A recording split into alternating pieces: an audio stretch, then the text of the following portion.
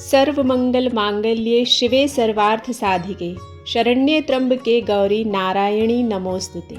जय माता दी। स्वागत है आप सभी का आपके अपने YouTube चैनल उपासना की उपासना में। चैत्र नवरात्रि का 8वां दिन है, जिस दिन हम माता महागौरी की पूजा करते हैं, जिसे हम महाअष्टमी के नाम से भी जानते हैं। 8वें दिन महागौरी की पूजा देवी के मूल भाव को दर्शाती है। देवी भागवत पुराण के अनुसार माँ के 9 रूप और 10 महाविद्याएं सभी आदि शक्ति के अंश और स्वरूप हैं, लेकिन भगवान शिव के साथ उनकी अर्धांगिनी के रूप में महागौरी सदैव विराजमान रहती हैं। इनकी शक्ति अमोघ और साध्य फलदायिनी है। नवरात्र की अष्टमी तिथि को विशेष महत्वपूर्ण इसलिए माना जाता है क्योंकि इस दिन कई लोग कन्या पूजन कर अपना व्रत खोलते हैं। तो आइए जानते हैं माँ महागौरी के बारे में विशेष बातें। देवी भागवत पुराण के अनुसार देवी पार्वती का जन्म राजा हिमालय के घर में हुआ था। देवी पार्वती को मात्र 8 वर्ष की उम्र में अपने पूर्व जन्म की घटनाओं का आभास हो गया और तब से ही उन्होंने भगवान शिव को पति के रूप में प्राप्त करने के लिए तपस्या शुरू कर दी थी। अपनी तपस्या के दौरान माता केवल कंद मूल फल और पत्तों का आहार करती थी। बाद में माता ने केवल वायु पीकर तप करना आरंभ कर दिया। तपस्या से देवी पार्वती को महान गौरव प्राप्त हुआ, इसलिए इनका नाम महागौरी पड़ा।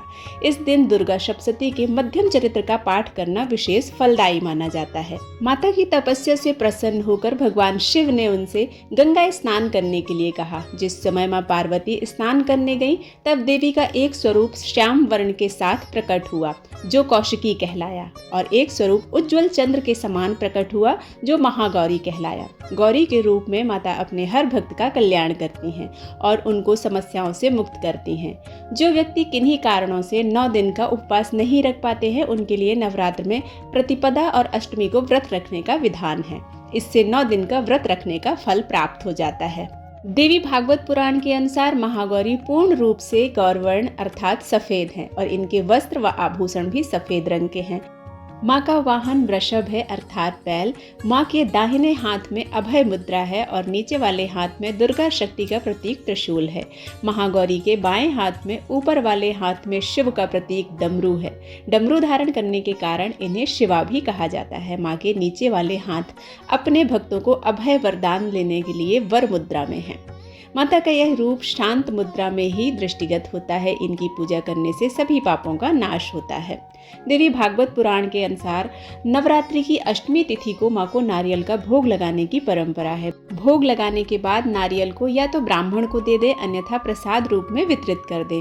जो भक्त आज के दिन कन्या पूजन करते हैं, वह हलवा, पूड़ी, सब्जी और काले चने का प्रसाद विशेष रूप से बनाते हैं। भक्तों को पूजा करते समय गुलाबी रंग के वस्त्र पहनना चाहिए।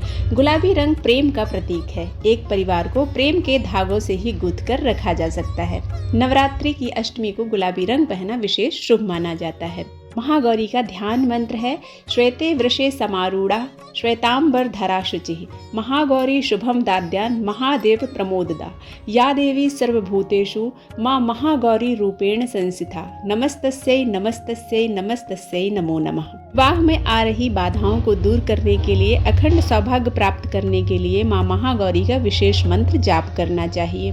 मंत्र है सर्वमंगल मांगल्ये शिवे सर्वार्थ साधिके शरण्ये त्र्यंबके गौरी नारायणी नमोस्तुते। इस मंत्र का 108 बार जाप रुद्राक्ष की माला से करने से माता अतिशीघ्र प्रसन्न होती हैं, मनवांछित फल प्रदान करती हैं। रात्रि के 8वें दिन महागौरी की पूजा करते समय यह विशेष उपाय करने से महागौरी की विशेष कृपा प्राप्त होती है। अखंड सौभाग्य प्राप्ति के लिए, धन धान्य में वृद्धि के लिए रात्रि में माता को 108 लौंग की माला अर्पित करना चाहिए। ऐसा करने से माता अपनी कृपा से हमें आच्छादित करती हैं। हमारे घर में धन, धान्य, यश, कीर्ति, मान, सम्मान और सुख सौभाग्य में वृद्धि होती है। इस प्रकार से माता की पूजा करने से माता अतिशीघ्र प्रसन्न होती हैं और हमें हमारे मनवांछित फल प्रदान करती हैं। जो भक्त कन्या पूजन करते हैं, वह माता को हलवा व चना का प्रसाद का भोग लगाते हैं। इस दिन कन्याओं को घर पर बुलाकर उनके पैरों को धुलाकर मंत्र द्वारा पंचोपचार पूजन करना चाहिए। रोली तिलक लगाकर और कलावा बांधकर सभी कन्याओं को हलवा, पूरी, सब्जी और चने का प्रसाद परोसना चाहिए। इसके बाद उनसे आशीर्वाद लेकर सामर्थ्य के अनुसार भेंट या दक्षिणा देकर उन कन्याओं की विदा करना चाहिए। ऐसा करने से भक्त की सभी इच्छाएं पूर्ण होती हैं और सौभाग्य की प्राप्ति होती है। माँ का यह रूप मोक्षदायी है, इसलिए इनकी आराधना करने से असंभव कार्य भी संभव हो जाते हैं। नवरात्रि की अष्टमी तिथि पर प्रातःकाल जल्दी उठकर स्नान आदि से निवृत्त होने के बाद साफ स्वच्छ वस्त्र धारण करना चाहिए। माँ की प्रतिमा को गंगा जल या शुद्ध जल से स्नान कराएं। माँ को सफेद रंग के वस्त्र अर्पित करें। धार्मिक मान्यताओं के अनुसार माँ को सफेद रंग पसंद है। माँ को स्नान कराने के बाद सफेद पुष्प अर्पित करें। माँ को रोली कुमकुम अक्षत का टीका अर्पित करें। माँ को मिष्ठान में पंचमेवा फल अर्पित करें और साथ ही एक श्रीफल यानी नारियल माँ के चरणों में अर्पित करें। लाल चुनरी, लाल चूड़ी, 16 श्रृंगार माँ को समर्पित करने से अखंड सौभाग्य प्राप्त होता है। माँ महागौरी को काले चने का भोग अवश्य लगाना चाहिए। इस बार अष्टमी तिथि 29 मार्च को पड़ रही है। अष्टमी तिथि 28 मार्च को शाम 7:02 से शुरू होगी और 29 मार्च को रात में 9:07 पर समाप्त हो जाएगी। इस साल चैत्र नवरात्रि की अष्टमी तिथि को शुभ योग में माँ दुर्गा की पूजा करने से शुभ फलों की प्राप्ति होगी। रोग दोष और भय से छुटकारा मिलेगा।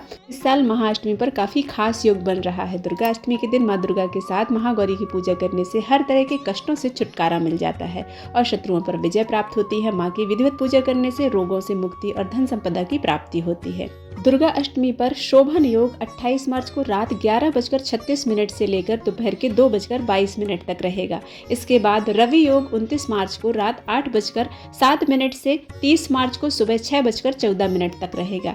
इस शुभ योग में पूजा करने से माँ की विशेष कृपा प्राप्त होती है। अष्टमी तिथि पर माँ के निमित्त संक्षिप्त हवन अवश्य करना चाहिए। गाय के उपले पर एक बतासा 2 लौंग रखकर माँ का नाम लेकर वह बतासा अग्नि में समर्पित करने से यह आहुति माँ तक पहुँचती है और माँ शीघ्र प्रसन्न होती हैं। इस दिन एक लाल चुनरी में नारियल रखकर 9 बतासे और 18 लौंग रखकर और 5 रुपए का सिक्का रखकर माँ के चरणों में समर्पित करना चाहिए।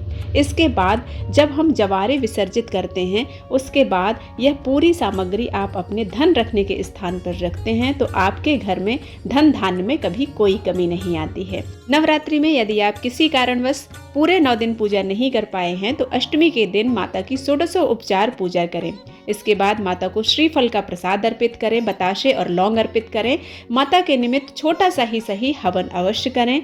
माता को आरती करें और उसके बाद माता के चरणों में कपूर और लौंग की आरती घुमाकर वह आरती पूरे घर में घुमाएं। ऐसा करने से नकारात्मकता दूर होती है। माँ महागौरी की कृपा से अखंड सौभाग्य प्राप्त होता है।